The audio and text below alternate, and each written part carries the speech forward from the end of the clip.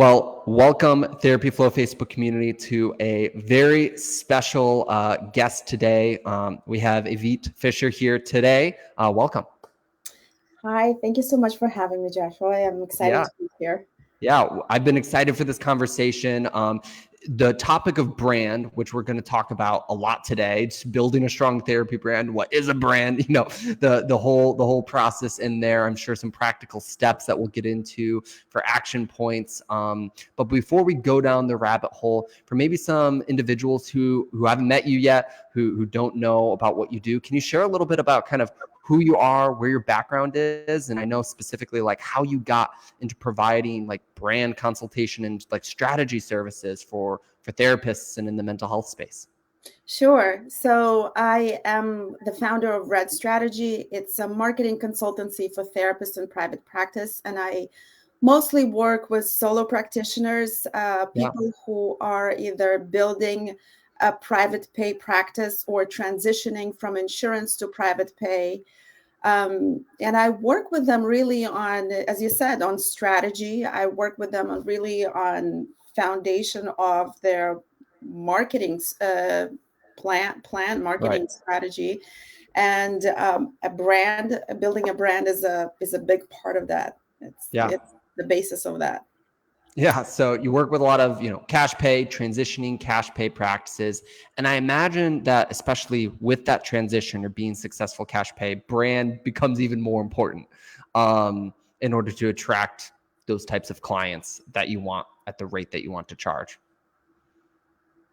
Yeah, that's correct, because the transition is actually not as easy in terms of a mindset, because you are not, as somebody who accepts insurance, you might not be so used to promoting yourself. You might not be so used to marketing in general, because you get an influx of clients from insurances. So that's kind of a whole new world, right? So I help people figure out a way to stand out from the crowd and attract the people who are the best fit for their practice. Yeah, that's awesome. Well, let's kind of dig into some of the nuts and bolts of that. I feel like the word brand gets tossed around a lot.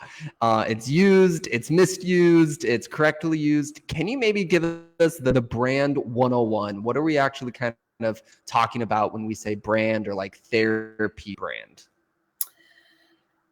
So I think that the best way to look at it is to look at it as your reputation as a provider and an expert, right? Yeah. What do you want people to know about you? This is how I approach it. It's like really bringing it to an everyday language is what would you like people, how would you like people to perceive you? Yeah.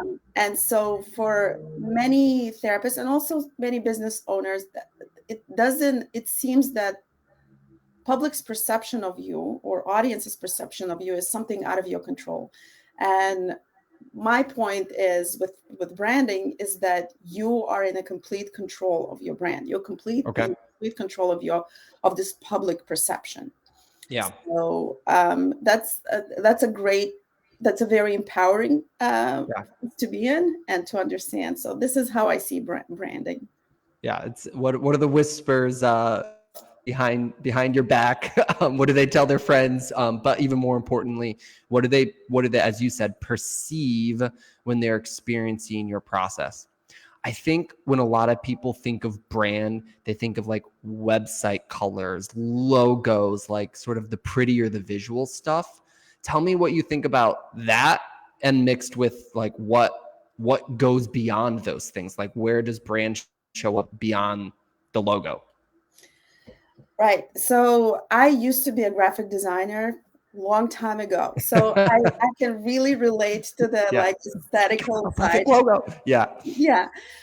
So I designed a lot of logos. But what I mean by branding is really your messaging. So I'll give you an example. Many years ago, I was looking for a therapist.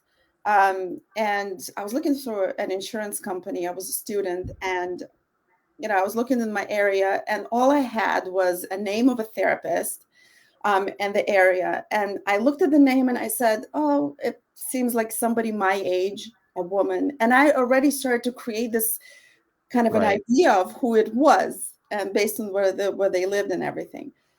This is not the best way Yeah. to present yourself to the world, because it leaves so much room for interpretation.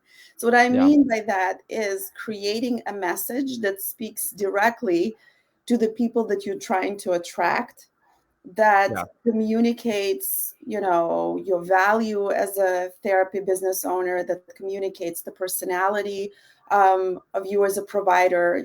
So Right. this is the basic idea behind the brand. Yeah.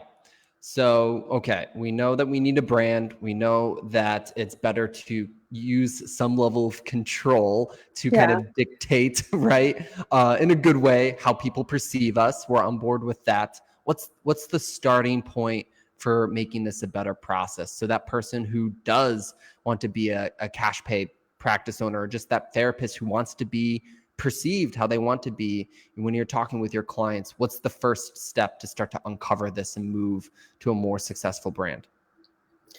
So this is the first step, and the second step, you kind of can do them simultaneously, is first define what you would like to be known for, right? So Yeah.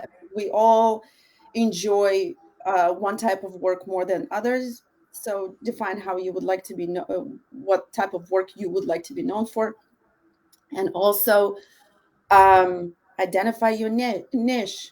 Like, identify who your ideal client is, who you would like to attract, because when you're creating that brand message, it needs to speak somebody, to speak to Yeah. a specific audience, to create to resonate with this audience, right? So you have to really figure out who you're talking to, what is this person experiencing in their life that is driving them to seek therapy. what is it Right. what is it that they would like to accomplish, is not the right word, but what is their desires, what are they what are their expectations from therapy, and so on. Yeah. So when you really deeply understand it, it's going to be easier for you to sort of um, build on that and define what value you can bring to Right. this person through the services that you would like to provide. And this is all the basics of branding. Yeah.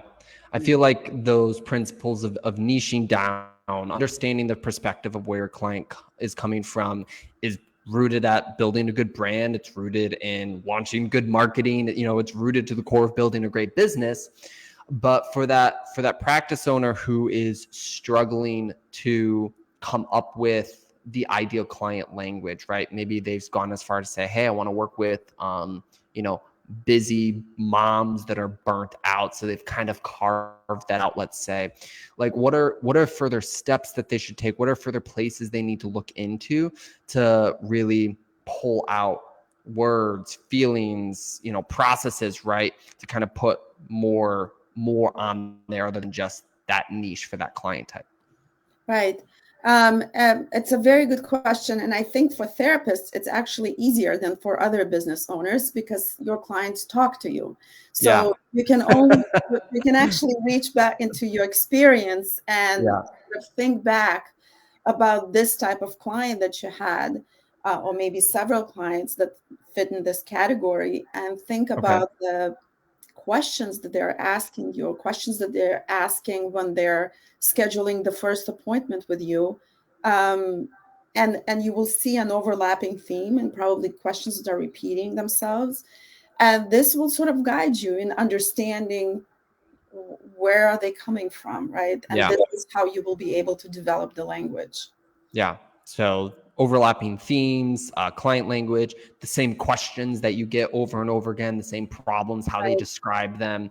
That's really important. So as we're leading people through this step, got the niche, we've got the language, we've got the process. So what do we do? What do we do with all this? All this language, this niche, like, where does it go? What do we start building from here with kind of these raw materials that we have?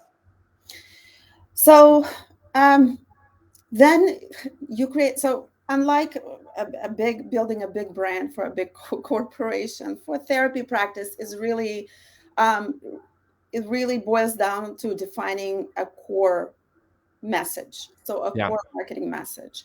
So I go usually through a process of creating a value proposition statement Okay.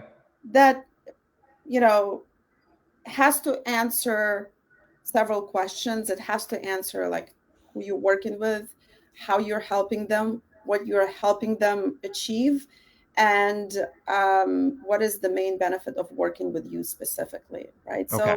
So you can boil it down into one statement. It's a long exercise, but when you know when you can answer all those questions, you create this core message. Yeah. You can take this message, and this is your brand message essentially, and you can use it in your marketing materials. You can use it in advertising. You probably, Yeah. know more about that. You can use it as you are pitching yourself to generate referrals from other Yeah. practitioners and so on. Kind of sounds like when we have that value proposition that's divining the who, the what, the why, and the how, all of those things. It's that home base that we can come back to, and it'll probably show up slightly different depending on who we're sharing that with, or when we're sharing it, or what asset it's showing up on. But it gives us that concrete home base to come back to over and over again each time we launch a Facebook ad, write a website, talk Right. to a new referral provider, some of those things. Is that what I'm understanding? Right. Yeah. It's basically, well, it is is this the basis of all the marketing message, and then I can see it like if you can visualize a tree, Yeah. it's the roots, and Yeah. all the other messaging is growing out of it, and it can be much more detailed and much more specific situations to different needs, but it needs to be rooted in that core message. Yeah. So you said something interesting earlier that I want to come back to, which is where if someone's going from insurance to cash pay, or they might not be used to having to market themselves or like sell themselves as much as before. And I would definitely agree with that, because either price isn't as big of a factor, or you just get a lot more volume of inquiries, so you don't have to worry about it as much.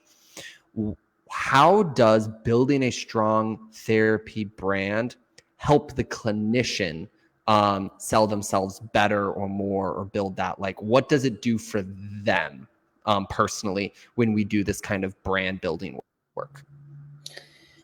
Well, then it positions you as an expert at a certain level. So it positions you, it lets you stand out of a crowd. So you basically you're not positioning yourself as, a large menu of different services. You're positioning Yeah. yourself as an authority on a specific topic, Yeah. and therefore you can justify higher fees if this is your goal. And for many, the financial reason is one of the main reasons why people transition. Yeah. So yeah, so you can charge more, and you can be in charge of your workload, right? So a lot of times, just to sustain your practice, to pay your bills, to sustain your lifestyle, if you accept insurance, you have to accept a large volume of clients. You have Right. to accept a lot of them. If you're a solo practitioner, your private pay, you can decide how many clients are going to be, enough for you a week, Right. because you're going to be able to charge the fees that you want to charge. And again, you can stand out from your competition when you have a defined brand. And, for therapists, the word competition is not necessarily a very positive word, because Right. there's such a strong referral culture. But I mean competition from a client's perspective, because they're going to be comparing you to other therapists. So you Right. need a way to stand out. So this is where branding comes in. Yeah. And I think that's where there's a lot of discomfort sometimes with sort of that tone of competition. But I think you hit it on the head. Is it's not like competition on who's the best therapist, but it's the distinction of, have I made it easier for my ideal clients to find me? And it's, when you shop for other services, we all have our brand preferences. I think like a really fun one to look through is like the Walmart versus Target Mhm. perspective of things, right? They have very distinct brands and types of shoppers and client experiences. And those are two companies that have worked really hard to have distinct brands. Or you look at similar stores like a Lowe's versus a Menards versus a Home Depot, and like those three, big box home improvement stores, and they curate to different types of shoppers, and to a degree they're in competition with each other, but their brands make it easier for clients to decide where to go, and what to do. Right. And you don't have to go as far as bigger like retail stores. Look at Esther Perel. She's built a very strong brand for herself as a relationship therapist. Yeah. And she's built a brand. It's an amazing way she approached it. There are other therapists that have created very strong brands, and that allowed them to grow professionally into writing books, into Right. creating their own podcasts and speaking engagements and whatnot. Yeah. So 100%. Well, on the topic of branding and building a strong brand, what are some of those things, nuts and bolts, practical, whatever it is, that you feel like some therapists usually are doing wrong in the space, or making a weaker brand for themselves, so to speak? So the one thing I will say, almost, I would say 90% of the people that come to work with me, they all say that they have this fear of niching down, Okay. because they don't want to alienate other people that they could be potentially working with. Yeah. And so thing is, what happens then, it becomes extremely difficult for them to market themselves, because they're spread too wide, right? So when you think that you are sort of shooting yourself in the foot by niching down because you're alienating a big percentage of people, you're actually not. You're actually making it much harder for yourself to attract the right fit for your practice. Because it's not only a matter of attracting as many clients as possible, especially for private pay practice, it's attracting the right people to your practice, so you can reduce the turnaround, so you reduce the possibility of burnout for yourself. So that would be one of the biggest things. Yeah, they don't niche down far enough. Which that's that's a really interesting point. Just the marketability to attract good clients, again, comes from them recognizing. I think it's one reason. Like if you look at, we'll leave it there. On the flip side, what do you feel like are some therapy best practices as therapists try and build brands that they typically are getting right, even if they don't know they're getting them right? I think that they're really good in understanding their clients, like better than they think.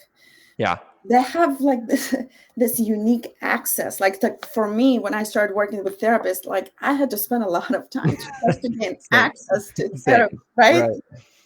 And really to learn about this audience. But for them, they have this access naturally. And they really are very good marketers because they're very good listeners.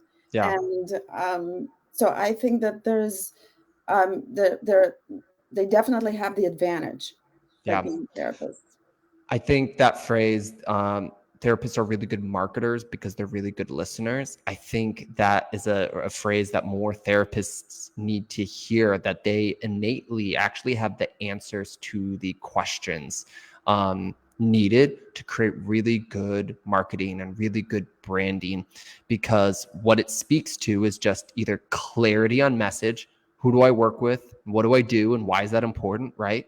And what issues are you experiencing? What are we solving? What are we working on? What is the outcome? Right. And like digging into all of that, you have the answers to those questions, because you see clients every day going through that journey of where they started to where they ended. And so the stronger you talk about that, and the more clear you exemplify that in your website and your listing site and in your conversations, right? People will know that.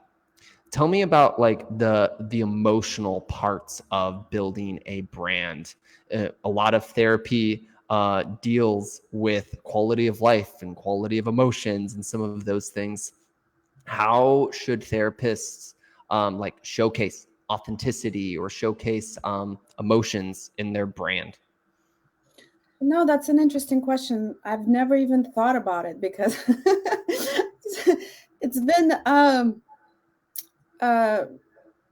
fairly low, emotionally low charge process for me to build a brand with my Yeah. clients, because we make it really about their clients. We make it really about their audience. So it becomes less about themselves, um, less about how they present themselves, and more about the value that they present, right? Yeah. So I don't know, did you find that it was a very emotional process for your clients?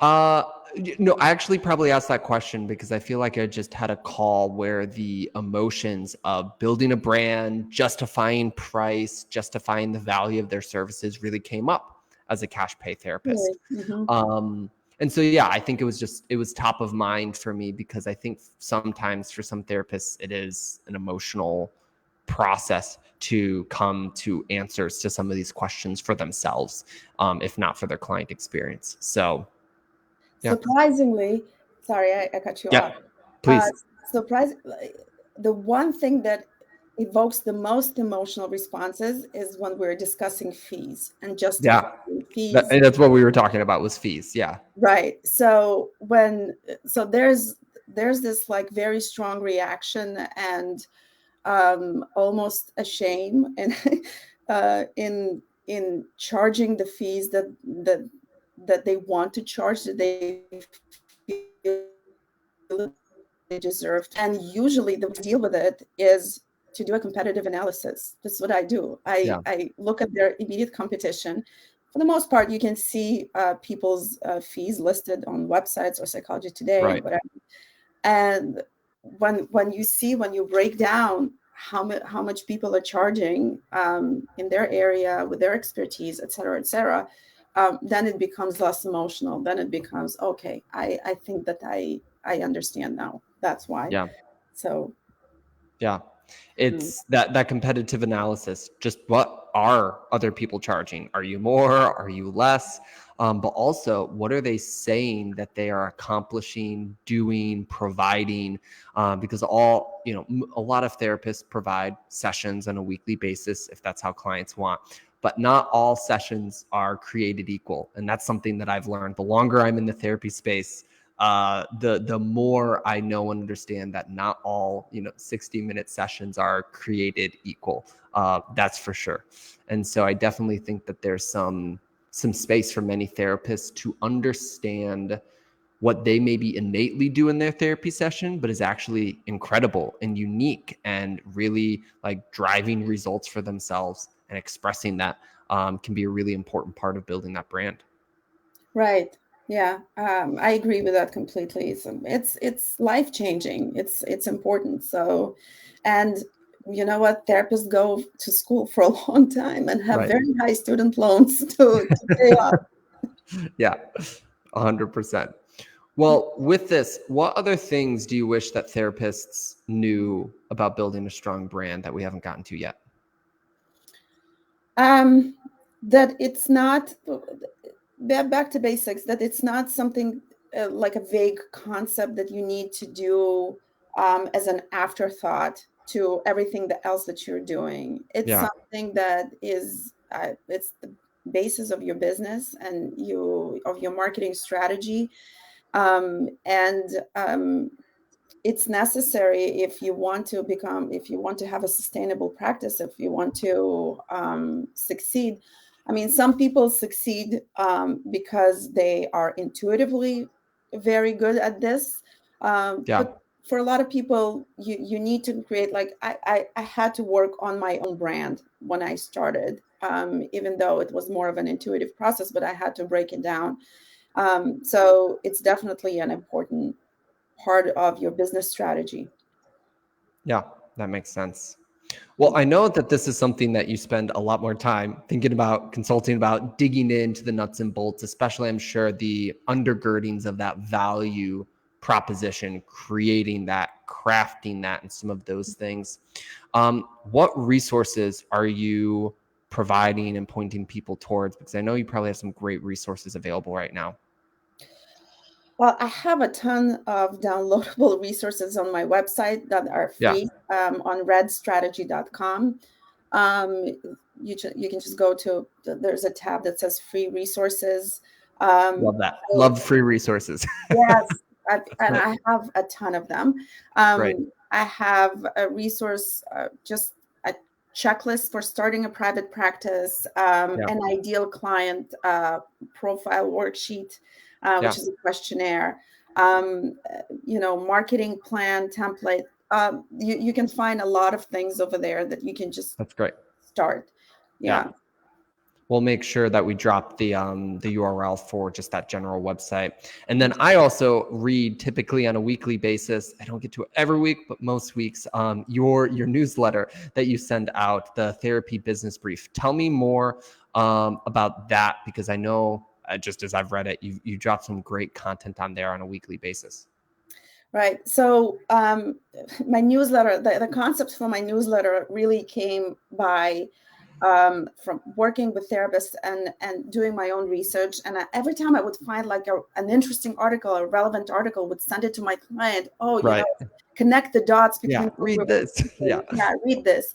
So I decided that I was going to write consistently every week about the mental health industry news, are relevant to private practice building. As well as giving some marketing tips. And so every week you get a marketing tips, and you get a snapshot of industry news that would be relevant. Practice, and some insights from me. So I spend a lot of time on this newsletter every week, several hours, and it's really good. So you should definitely check it out. It's funny, because I run a newsletter as well, and something that I really enjoy, and it's been fun. And then and sometimes, and this just goes to the quote unquote competition of the world and services and some of those things. And it's really cool actually to see other people like yourself have really well curated good newsletters, because I learned from it. And as we kind of end this conversation on branding, I think that would be my biggest tip on this conversation of branding for any of you who are trying to develop a good brand, is learn from the other therapists around you that clearly have done good brand work and have clearly gone out and pushed into some of those things, because you can kind of look left and look right and do a healthy comparison. Wow, they have this really cool thing, or they really communicate their value in this specific way. How can I innovate on that and build on that? And I know when I've done the same thing, right, and in a good way, learn from you and your newsletter and your curation process and others, like it's made me, my brand and my content way more structurally sound and good. Thank you. And likewise, I read your newsletter too, by the way. And I went on your website and I looked at and how you present. Listen, I am friends with my competition for the most part. I'm on friendly terms. We'll all learn from each other, and that's okay. And that's what makes it better. For sure. Well, thank you so much for your time today. As we wrap up, if you guys have any questions, drop them in the comments, and we'll be sure to answer them, get that back. We'll be dropping some of those URLs for the newsletter and then just the general website for some of those free resources. We did have a question. What was that main website one more time? Redd Strategy, REDD strategy.com. Lovely.